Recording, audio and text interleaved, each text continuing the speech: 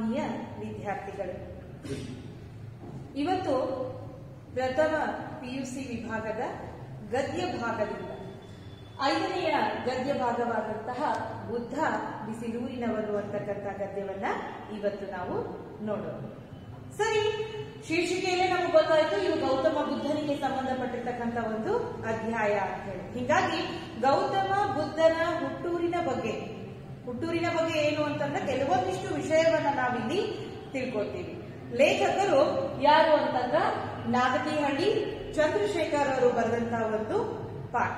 ಇದನ್ನ ನಾಗತಿಹಳ್ಳಿ ಚಂದ್ರಶೇಖರ್ ಅವರ ಪ್ರವಾಸ ಕಥನದಿಂದ ಏನಪ್ಪಾ ಅಂತಂದ್ರೆ ಅವರ ಪ್ರವಾಸ ಕಥನದ ಒಂದು ಭಾಗವನ್ನ ನಾವು ಆಯ್ಕೆ ಮಾಡ್ಕೊಂಡೇವೆ.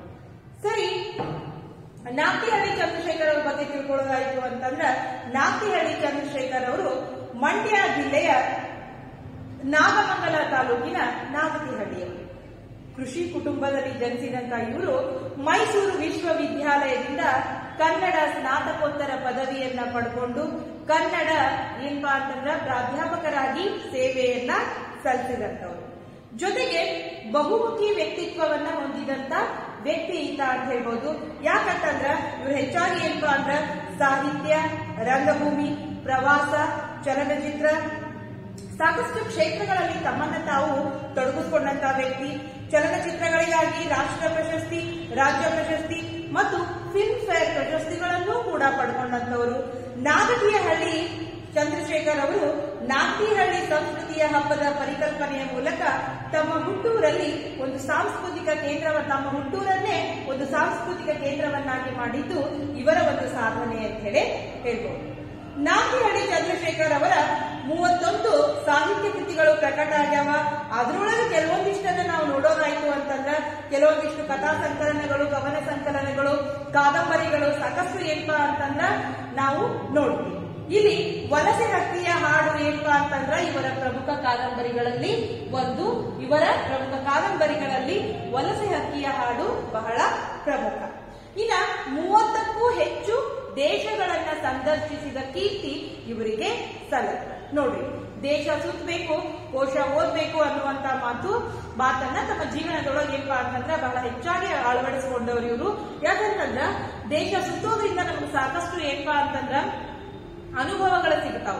ಆ ಅನುಭವಗಳನ್ನ ಹೇಳೋದಕ್ಕಿಂತ ಅನುಭವಿಸಿದ್ರೆ ಅದರ ಮೌಲ್ಯ ಏನಾಗತ್ತ ಹೆಚ್ಚು ಆಗತ್ತೆ. ಹಂಗ ಏನಪ್ಪಾ ಅಂತಂದ್ರ ಸಾಕಷ್ಟು ಪ್ರವಾಸ ಕಥನಗಳನ್ನ ಬರೆದ್ರು.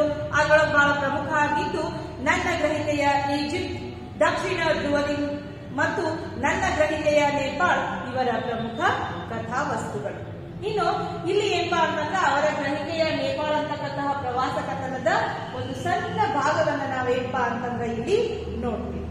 ಗೌತಮ ಬುದ್ಧ ಜನಿಸಿದ ನೆಲೆ ಮತ್ತು ಅವರ ವಿಚಾರಗಳನ್ನ ನಂಬಿ ಬರುವವರ ಪಾಲಿಗೆ ಅದೇನಪ್ಪಾ ಅಂತಂದ್ರ ದಿವ್ಯ ಸನ್ನಿಧಿಯಾಗಿ ಉಳಿದಂತ. ಇಡೀ ದೇಶದಾದ್ಯಂತ, ಇಡೀ ಜಗತ್ತಿನಾದ್ಯಂತ ಎಲ್ಲಾ ದೇಶದ ಜನರೂ ಕೂಡ ಏನಪ್ಪಾ ಅಂತಂದ್ರ ಗೌತಮ ಬುದ್ಧನ ಅನುಕರಣೆಯನ್ನ ಮಾಡತಕ್ಕಂತ ಜನರನ್ನ ನಾವು ನೋಡ್ತೀವಿ.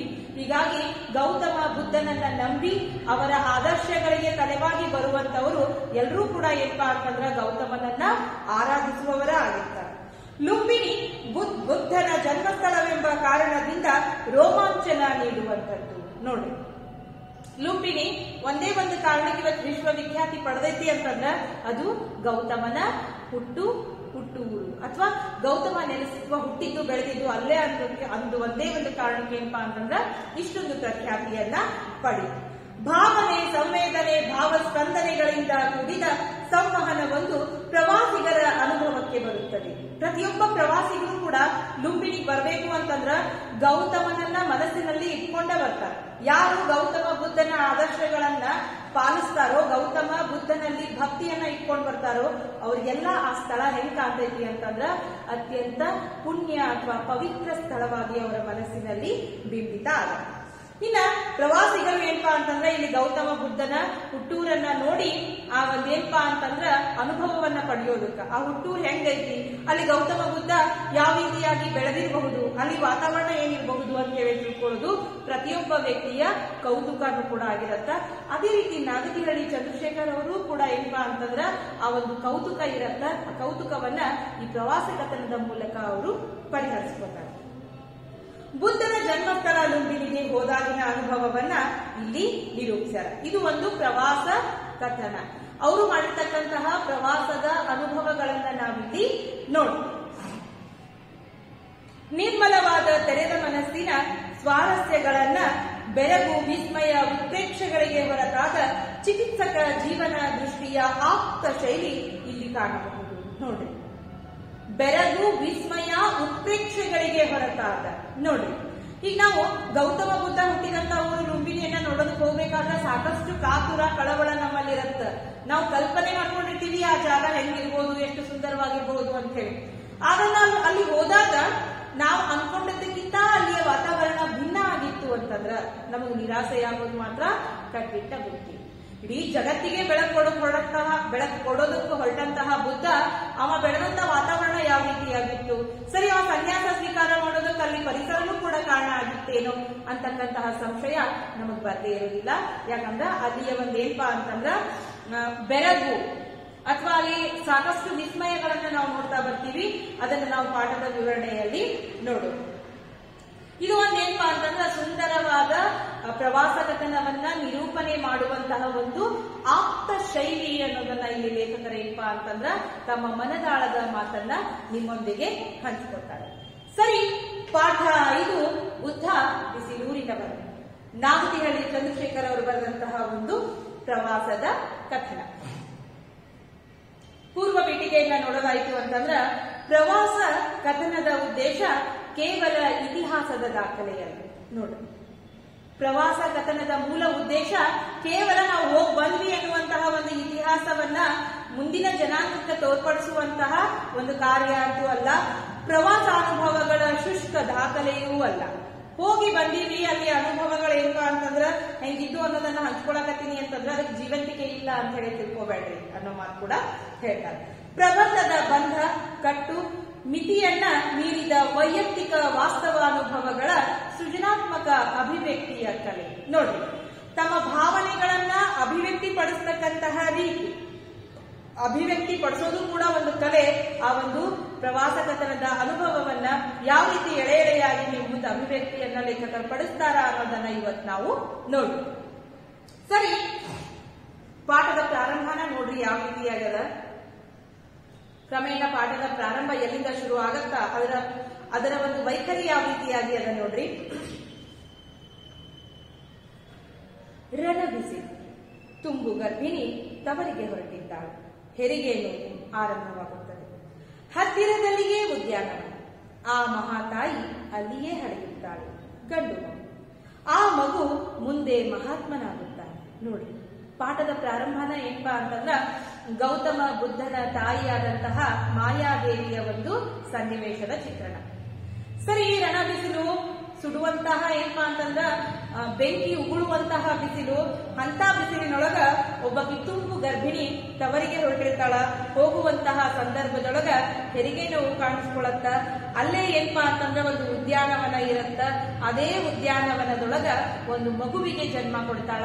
ಅದ ಮಗು ಏನಾಗಿತ್ತು ಅಂತಂದ್ರ ಗಂಡು ಮಗು ಆಗಿತ್ತು. ಆ ಮಗು ಮುಂದೆ ಏನಪ್ಪಾ ಅಂತಂದ್ರ ಮಹಾತ್ಮನಾಗಿ ಇಡೀ ಜಗತ್ತಿಗೆ ಏನಪ್ಪಾ ಅಂತಂದ್ರ ಬೆಳಕನ್ನ ತಂದುಕೊಟ್ಟರು.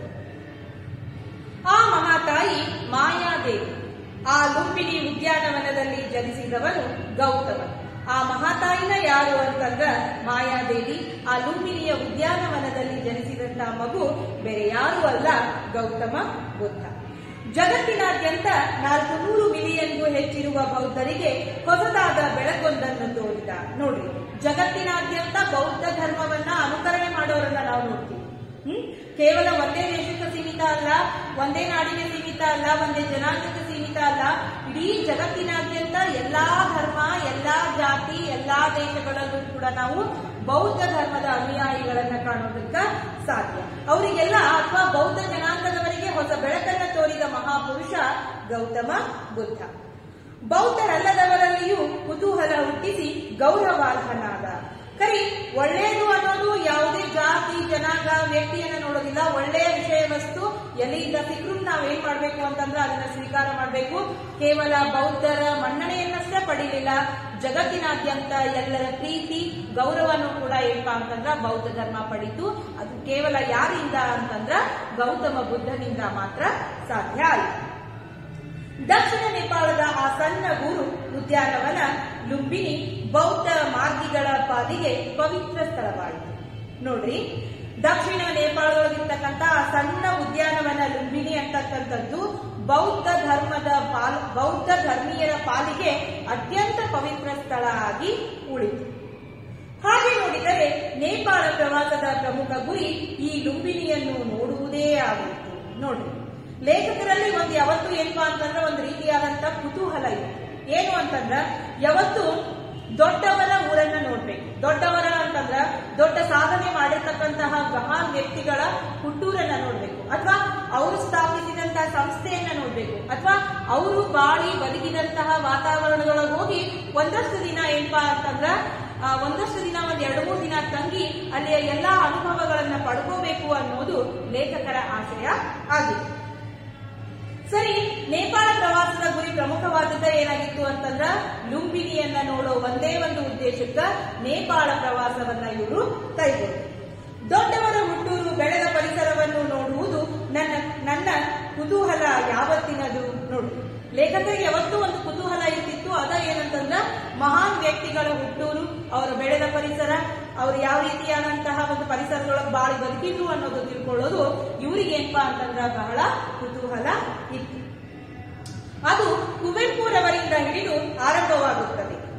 ಅನಂತರ ಗಾಂಧೀಜಿಯವರ ಪೋರಬಂದರ, ವಿದೇಶದಲ್ಲಿ ಹಲವು ಚೇತನಗಳಿಗೆ ಏನಪ್ಪಾ ಅಂತಂದ್ರ ವಿದೇಶದಲ್ಲಿರ್ತಕ್ಕಂಥ ಹಲವು ಚೇತನಗಳ ಜನ್ಮಸ್ಥಳನೂ ಕೂಡ, ಅಥವಾ ದೇಶ ವಿದೇಶಗಳಲ್ಲಿ ಇರ್ತಕ್ಕಂತಹ ಮಹಾನ್ ವ್ಯಕ್ತಿಗಳ ಹುಟ್ಟು ಸ್ಥಳ ನೋಡೋದು ಕೂಡ ಈ ಲೇಖಕರ ಒಂದು ಆಶಯ ಆಗಿತ್ತು. ಉದಾಹರಣೆ ಕೊಡ್ತಾ ಬರ್ತಾರ. ಇಂಗ್ಲೆಂಡ್ ನಲ್ಲಿರುವ ಶೇಕ್ಸ್ಪಿಯರ್ನ ಮನೆ, ಆಸ್ಟ್ರಿಯಾದಲ್ಲಿರುವ ಮೊನಾರ್ಕ್ನ ಮನೆ, ಐರ್ಲೆಂಡ್ ನಲ್ಲಿರುವ ಆಸ್ಕರ್ ವೈಟ್ನ ಮನೆ, ಹೀಗೆ ಬೆಳೆಯುತ್ತದೆ ಪಟ್ಟಿ. ತದನಂತರ ಒಂದೊಂದು ಮಹಾನ್ ವ್ಯಕ್ತಿಗಳ ಬಗ್ಗೆ ಹೇಳ್ತಾ ಹೋದಂಗ ಅದ್ರ ಪಟ್ಟಿ ಏನಪ್ಪಾ ಅಂತಂದ್ರ ಬೆಳಿತಾನ ಹೋಗುತ್ತ.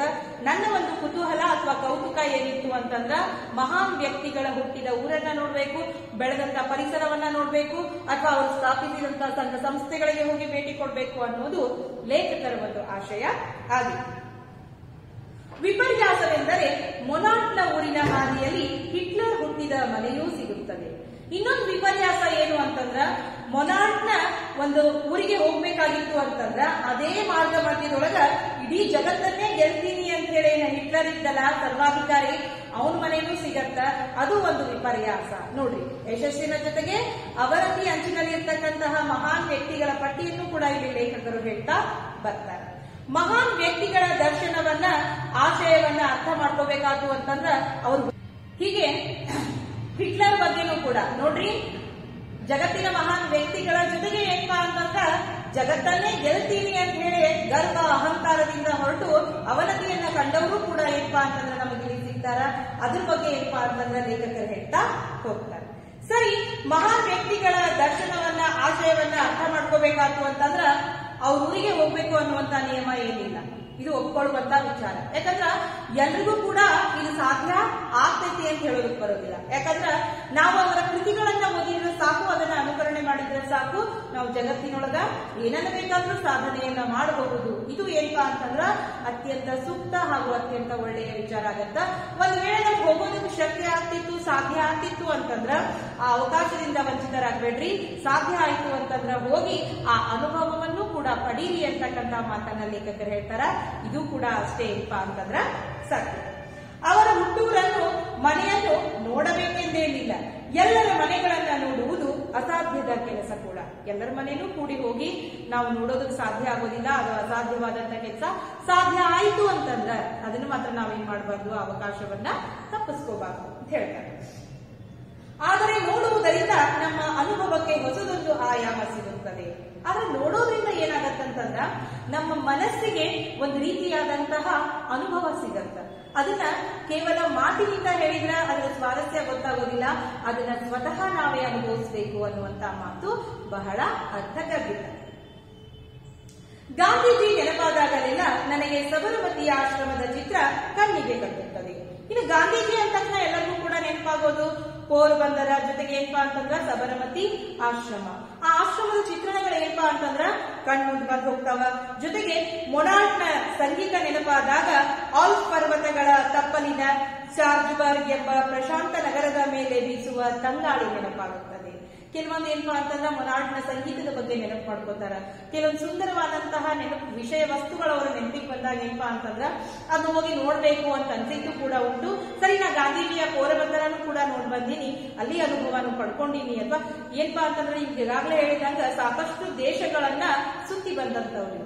ಎಲ್ಲಾ ಅನುಭವಗಳನ್ನ ಏನಪ್ಪಾ ಅಂತಂದ್ರ ತಮ್ಮ ಪ್ರವಾಸದ ಕಥನದ ಮೂಲಕ ನಮಗೆಲ್ಲ ಅದರ ಸವಿಯನ್ನ ಉಣಬಡಿಸುವಂತ ಒಂದು ಪ್ರಯತ್ನ ಮಾಡಿದ್ರು. ನೇಪಾಳದ ಪ್ರವಾಸ ಯೋಜನೆ ಹಾಕಿದಾಗಲೇ ಹೆಂಡತಿಗೆ ಹೇಳಿದೆ, ರಾಜಧಾನಿ ಕಾಠ್ಮಂಡುವನ್ನ ಬಿಟ್ಟರೂ ಚಿಂತೆ ಇಲ್ಲ, ಲುಂಬಿನಿ ಎಂಬ ಸಣ್ಣ ಊರಿಗೆ ಹೋಗಲೇಬೇಕು. ಯಾವಾಗ ನೇಪಾಳದ ಪ್ರವಾಸದ ರೆಡಿ ಮಾಡ್ತಾರೋ ಅವಾಗ ಅವರ ಹೆಂಡತಿ ಹೇಳ್ತಾರ ಲೇಖಕರು, ನೇಪಾಳದ ರಾಜಧಾನಿಯಾದಂತಹ ಕಾಠ್ಮಂಡುವನ್ನ ನೋಡೋದಕ್ಕೆ ನಮ್ಮಿಂದ ಸಾಧ್ಯ ಆಗದೆ ಹೋದ್ರೂ ನಡೀತೈತಿ, ಆದ್ರೆ ಲುಂಬಿನಿಯನ್ನು ಮಾತ್ರ ನಾವು ಕಡ್ಡಾಯವಾಗಿ ನೋಡ್ಬೇಕು, 1-2 ದಿನ ಆದ್ರೂ ಅಲ್ಲಿ ಏನ್ ಮಾಡ್ಬೇಕು, ತಂಗಲೇಬೇಕು ಅಂತಕ್ಕಂಥ ವಿಚಾರವನ್ನ ಹೇಳ್ತಾರೆ. 1 ವಾರವಾದರೂ ತಂಗಲೇಬೇಕು ಎಂದು ಅಮೆರಿಕಾದಂತಹ ದೊಡ್ಡ ದೇಶ ತನ್ನ ಶ್ರೀಮಂತಿಕೆ ಮತ್ತು ದರ್ಪದಿಂದ ಹುಟ್ಟಿಸುವ ಆಕರ್ಷಣೆಗಿಂತ ನೇಪಾಳದಂತಹ ಪುಟ್ಟ ದೇಶಗಳು ತಮ್ಮ ಒಡಲಲ್ಲಿ ತುಂಬಿಕೊಂಡ ಚರಿತ್ರೆ, ಸಂಸ್ಕೃತಿ, ಧಾರ್ಮಿಕ ಶ್ರದ್ಧೆ, ಬಡತನ ಮತ್ತು ರಾಜಕೀಯ ಅಸ್ಥಿರತೆಗಳಿಂದ ಆಸಕ್ತಿ ಮೂಡಿಸುತ್ತವೆ. ನೋಡಿ, ಸಾಮಾನ್ಯವಾಗಿ ಬಹಳ ಶ್ರೀಮಂತ ವರ್ಗದವರು ನೀವು ಯಾವ ಊರಿಗೆ ಪ್ರವಾಸಕ್ಕೆ ಹೋಗ್ತೀರೇನು ಅಂತ ಹೇಳಿ ಕೇಳಿದ್ರ ಅವ್ರ ಮನಸ್ಸಿನೊಳಗೆ ಬರ್ತಕ್ಕಂತ ಮೊದಲನೇ ದೇಶನ ಯಾವುದು ಅಂತಂದ್ರ, ಸಾರಿ ಊರಲ್ಲ ದೇಶ, ಯಾವ ದೇಶಕ್ಕಾದ್ರೂ ಪ್ರವಾಸಕ್ಕೆ ಹೋಗ್ತೀರೇನು ಅಂತ ಹೇಳಿ ಅಂದಾಗ ಅವ್ರ ಮನಸ್ಸಿನಾಗ ಮೊದಲು ಬಂದು ದೇಶನ ಯಾವ್ದಾಗಿರ್ತೈತಿ ಅಂತಂದ್ರ ಅಮೆರಿಕ.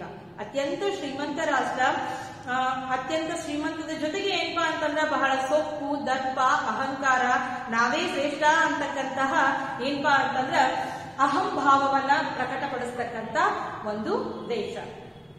ಸರಿ, ಅಲ್ಲೂ ಕೂಡ ಒಳ್ಳೊಳ್ಳೆ ವಿಷಯ ವಸ್ತುಗಳದಾವು, ಆದ್ರೂ ಕೂಡ ಏನಪ್ಪಾ ಅಂತಂದ್ರ ಅವರಲ್ಲಿ ಪ್ರಮುಖವಾಗಿ ಎದ್ದು ಕಾಣೋದ ಏನಪ್ಪಾ ಅಂತಂದ್ರ ಶ್ರೀಮಂತಿಕೆಯ ದರ್ಪ.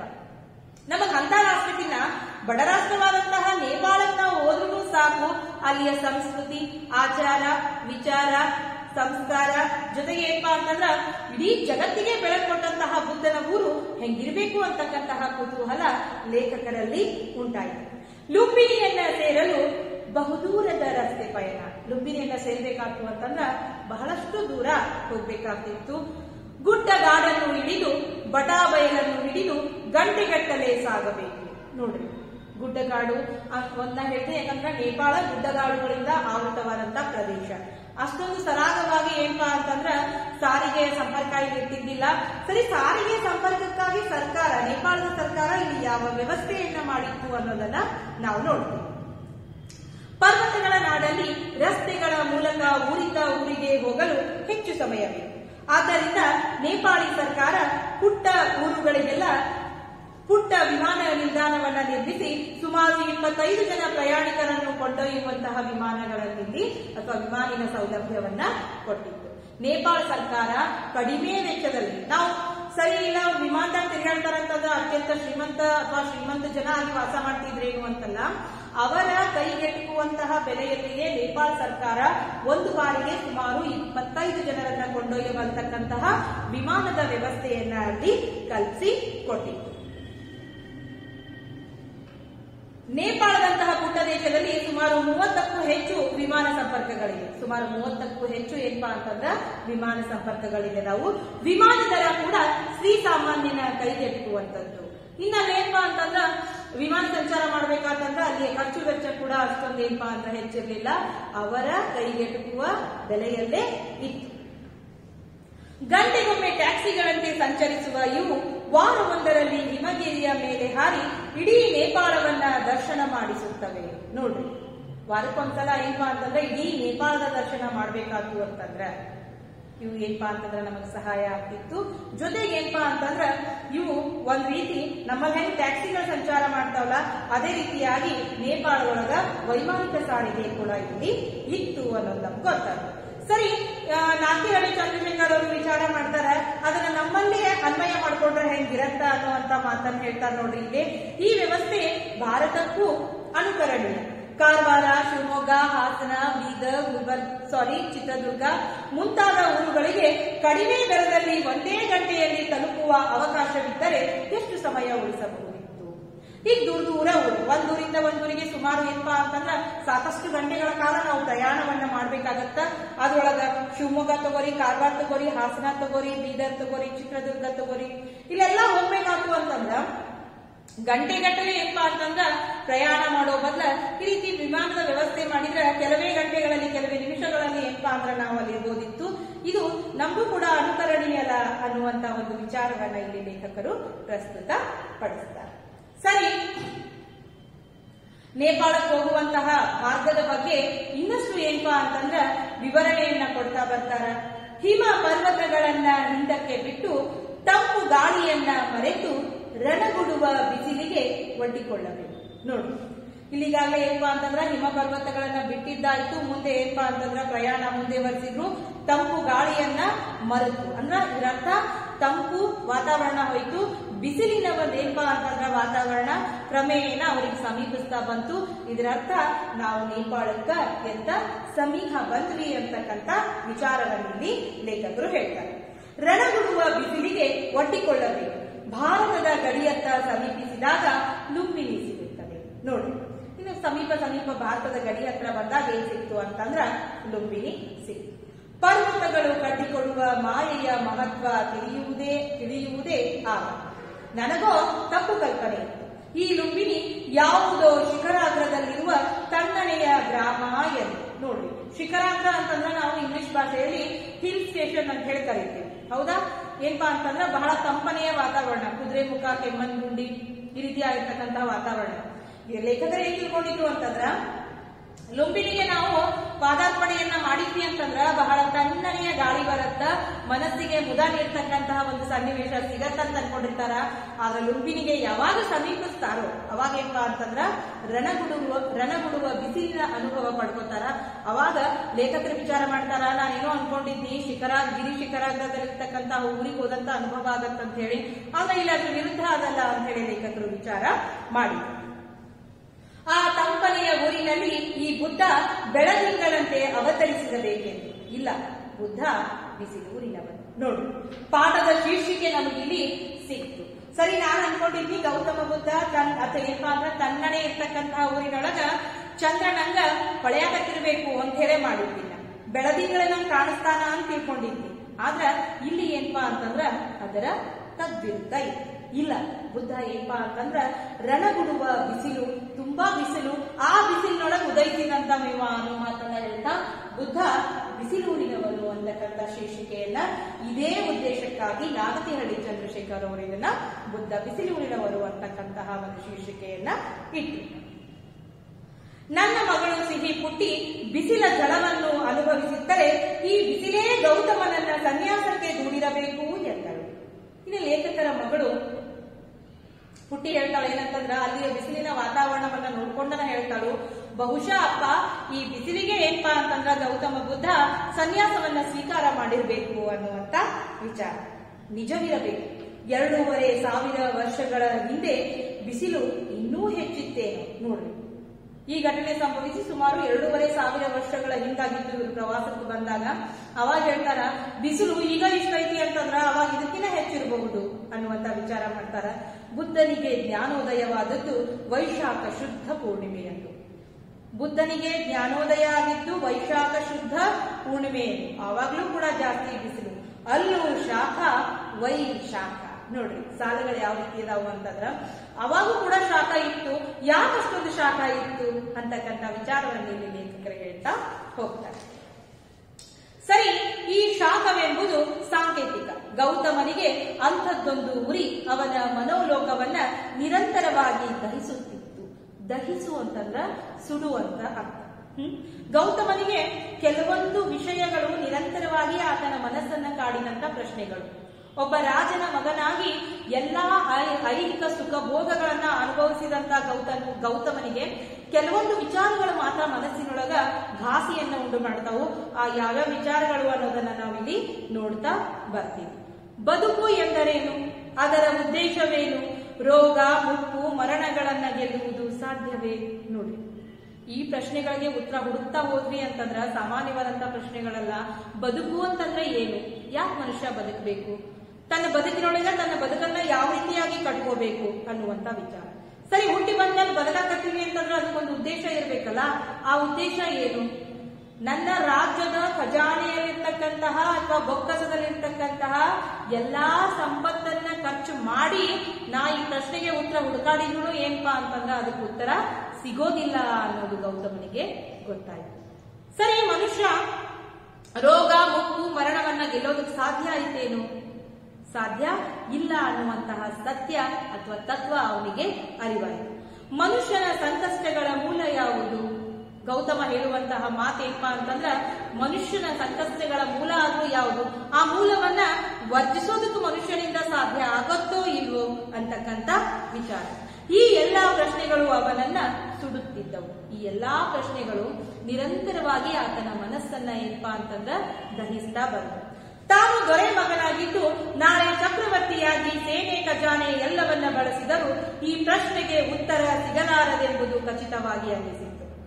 ಏಕಾಂತದ ಸನ್ಯಾಸದ ಹಾದಿಯನ್ನ ಹುಡುಕಿಕೊಂಡ. ನೋಡ್ರಿ, ಸರಿ, ನನ್ನ ಎಲ್ಲಾ ಸಂಪತ್ತನ್ನ ವ್ಯಯ ಮಾಡಿ ನಾ ಈ ಪ್ರಶ್ನೆಗೆ ಉತ್ತರ ಹುಡುಕಾಡಿದ್ರು ಕೂಡ ನನಗೆ ಸಮರ್ಪಕವಾದಂತಹ ಉತ್ತರ ಸಿಗೋದಿಲ್ಲ ಅನ್ನುವಂತ ವಿಚಾರ ಅವ್ರಿಗೆ ಗೊತ್ತಾಯ್ತು. ಅವಾಗ ಏನಪ್ಪಾ ಅಂತಂದ್ರ ಸನ್ಯಾಸದ ಹಾದಿಯನ್ನ ಹೇಳಿದ್ರು.